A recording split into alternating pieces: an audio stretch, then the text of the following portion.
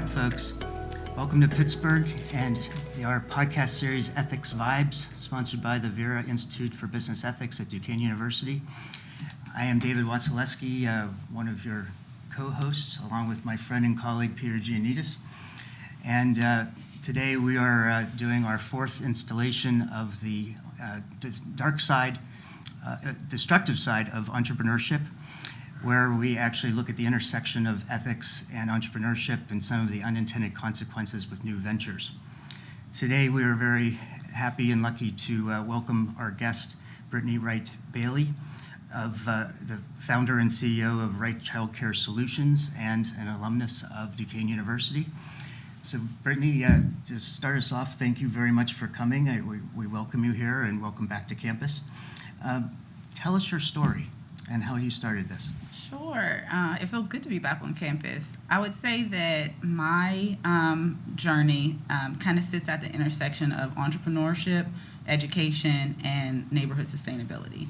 And so I own and operate 5 early learning centers throughout Allegheny County, and our focus, our primary objective is to serve underserved communities that don't necessarily always have a vast array of options for quality childcare programming. So what's the current state of the business? So where do you think you are relative to where you started? So initially I started 15 years ago now, out of my home. And so for about 6 years, I operated a home childcare program. Okay. And we scaled today to 5 centers across Allegheny County. So our closest one to Duquesne is the Hill District, and then we scale all the way over to Penn Hills. We have about 500 children, and full-time and seasonal employees, we have about 90. And so we are growing. That's great. And fast paced, too. Yeah. Yes.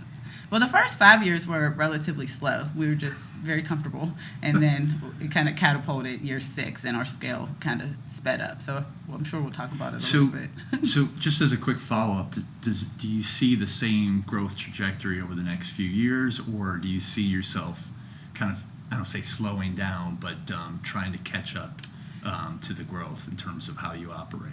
Yeah, I think, ironically, the last 2 years we slowed down significantly. And so we took a strategic pause to focus on the business, our internal operations, and building up our departments, HR, early learning, things like that. And then this year, our intention is to get back to growing locations. But scaling isn't always easy. And it also, working without a blueprint isn't always the easiest thing. And so over the years, it's been a lot of trial and error, but we found that sometimes you have to slow down and kind of take a minute to pause and work on the business. So part of that trial and error, the purpose of this podcast series is to understand how new ventures with the best intentions and the most ethical values behind them, which you have, if there are any sort of unintended consequences involved. And during that trial and error process, did you stumble upon some negative effects that you didn't see to certain stakeholder groups that may not have been in your sort of purview? Yeah, so our stakeholders likely, some that you probably would just imagine, our children and families, our community organizations and partners, our staff, and every decision that we make is so interconnected. And so in the very beginning, it started as, considering how much rent we can afford in a location, how that directly ties to how much tuition we can charge, how that directly ties to how much we could pay our employees from a wage floor perspective. And so just over the course of time, shifting from a survival mentality to we got to just do just enough to more strategic, how do we garner these resources while still holding tight to our values and our mission, which is to serve an underserved community and to be able to pay a living wage and to set a reasonable wage floor because our minimum wage is not reasonable. Yeah, that's an interesting balancing act, it being in that space. So is there a particular event or a moment in time where you either had greater clarity about this balance, or that somehow was informed you either through kind of a stakeholder conversation or maybe aha like epiphany moment? I was just curious. I think early on, not necessarily in the business of, the first 5 years were just a lot of trial and error. But when we decided to expand strategically and we went into our first center, which was like our first full site, and we went from being able to have 6 children at a time in a home, and it really just being me and a couple family members who helped out, to being able to have upwards of 120 children at a time. And so the transition of that was a lot to deal with very quickly. And one of the things that we realized after we started staffing was, in order to serve the community we serve, we have to really think strategically around how we raise these funds, because we were talking about this earlier, we so heavily rely on subsidized childcare, which means that the children that we serve receive some sense of support from government subsidy, county, state funds. And so we realized quickly that aha moment was that we can't do this alone. We need to figure out what accreditations that we need and what funding streams we need to stack in order to make this work. Because changing our vision or changing our mission and moving out to a community where people can just afford to pay whatever that rate is was never the goal. And so pivoting to that was not an option. And so really just taking time to figure out what it is that we needed to do to be able to serve the community that we wanted to serve. And you mentioned the government subsidies and all. Have you ever had any tensions with the funding that sort of conflicted with not right now, as we're sitting on the heels of the government reopening. Absolutely. This is probably the first time in my career that we've kind of seen the fear of what that actually looks like, and the danger of kind of relying so heavily on that.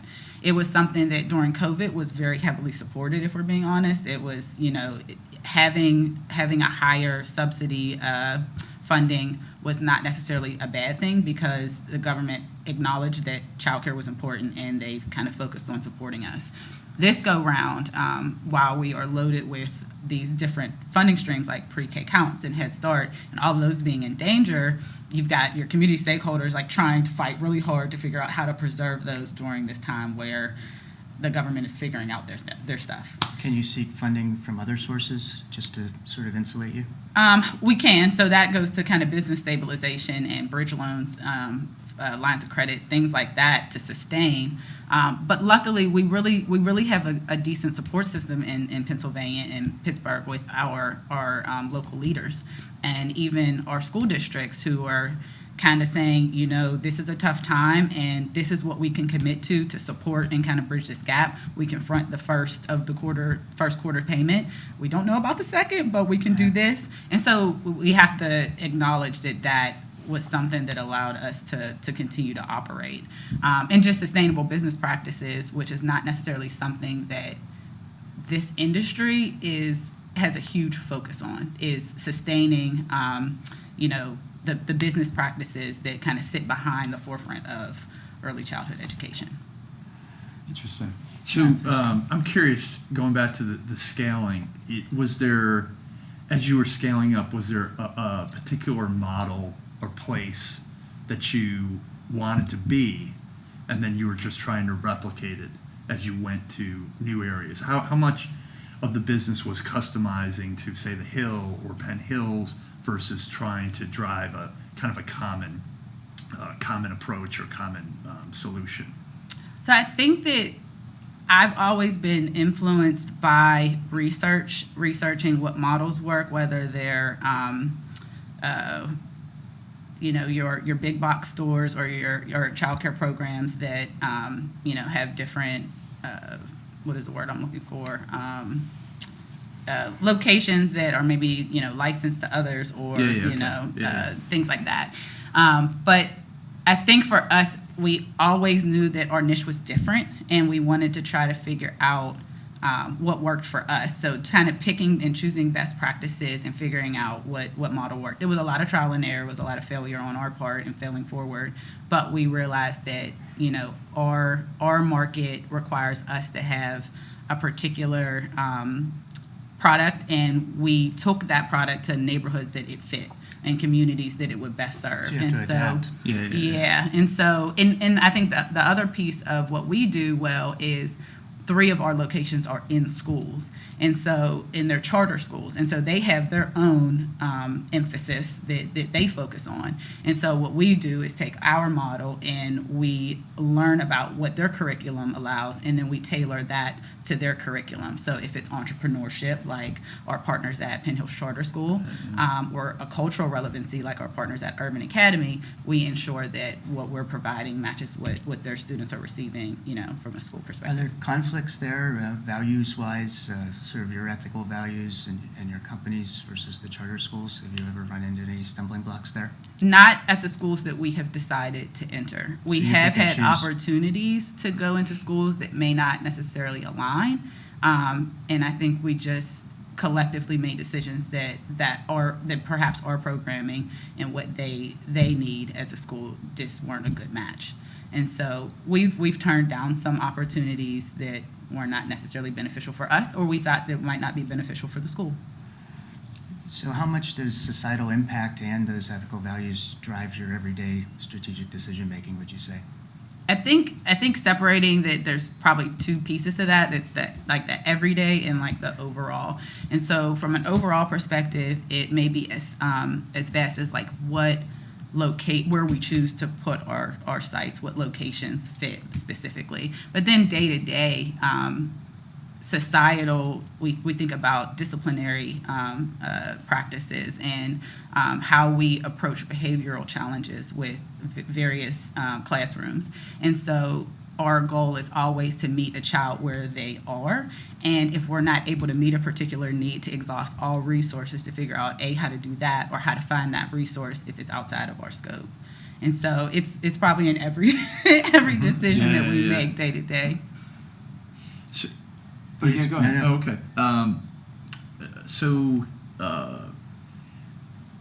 Talking about the challenges, one of the things that we're introducing in this go-around, so this is our 2nd season, is to think about when it will end or potentially end. So is that ever crossed your mind about exiting, and what would that look like both in terms of your best case scenario or your likely scenario? I'm just curious. That used to keep me up at night, actually. It was just the idea that I was not focusing on continuity of operations or on an exit strategy. But like as an entrepreneur of a small business, it's just not necessarily always something you have time for, but you have to make time to consider it.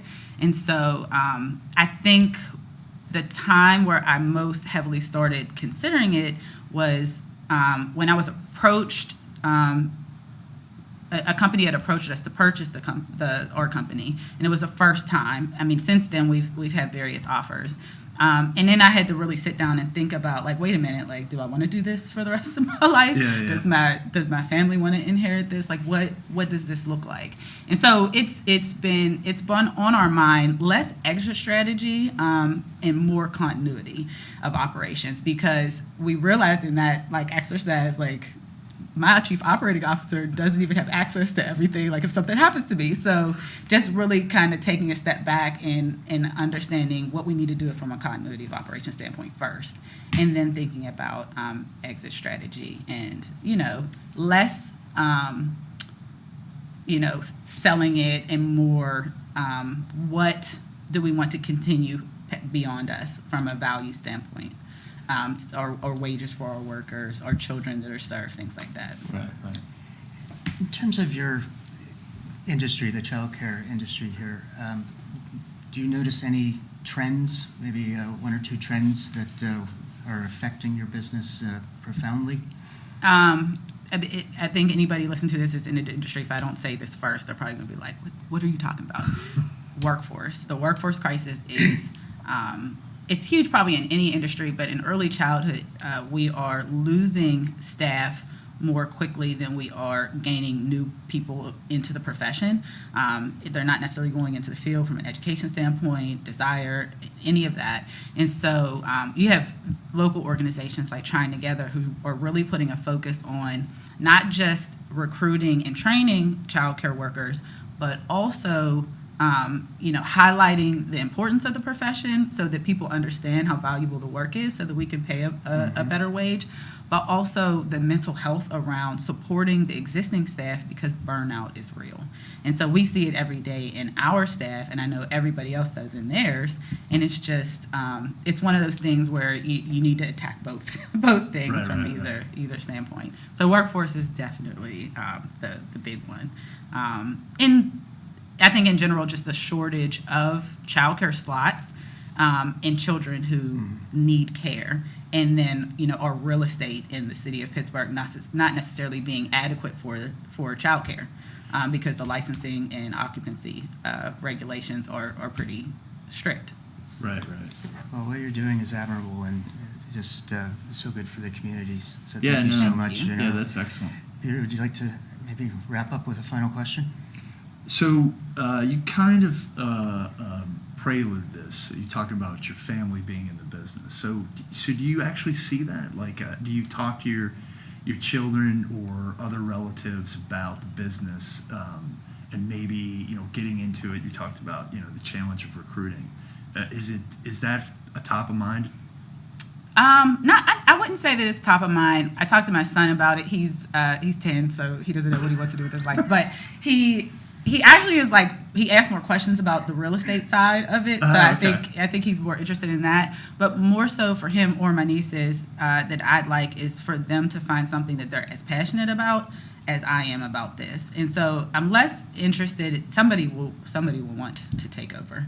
I don't think that that'll be a problem. But I would like for them, my hope for them is that they'll be able to find something that they're as driven about and as passionate about.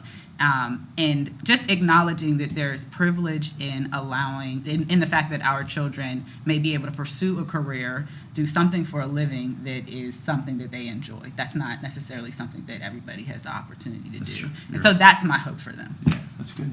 That's great. Yeah. Really good talk. Thank you so much, Brittini. We will wrap up this session here with that last question. I want to thank you all for watching, and I want to thank my friend Peter Giannidis and colleague in crime here for the Destructive Side of Entrepreneurship, and of course our guest Brittini Wright-Burley of Wright Childcare Solutions. We've learned a lot from her and her challenges, and I think her passion comes out very clearly for what you do, and you're an inspiration to us all. Thank you. So Thanks for having me back. absolutely. Yeah. It feels good.